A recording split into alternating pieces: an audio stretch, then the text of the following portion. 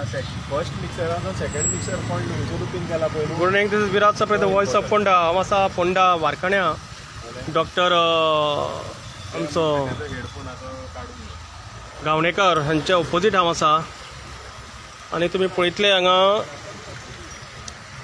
हे sewerage ट्रिटमेंटाचो आतां हें पळयात. हांगा घाणी मारता, उबें रावपाचें ना. पण what to do, we have to do it. पळय हे सिवरेज ट्रिटमेंट प्लांटाचें आतां हें तांचें चेंबर हें ओवरफ्लो जाता. इतलेच बेगीन जावपाक लागला. अजून ताच्या मागीर सिवरेज ट्रिटमेंट प्लांट स्टार्टूच जावना आमच्या फोंड्यान. सारकें 8 वर्सां जालीं हें ट्रिटमेंट चालू आसा. कसलें ट्रिटमेंट करता कळना. आनी एक घाण मारता हांगा. आनी आज तेंच्यांनी एक टँकर हाडला, जो तांचो सेप्टीक टँकर हाडला. आनी ते आतां ते सक करून व्हरताले. ताचेर हांगा लक्ष ना. हांगा लक्ष आसा ते फक्त लाईव्ह गेलो लाईव्ह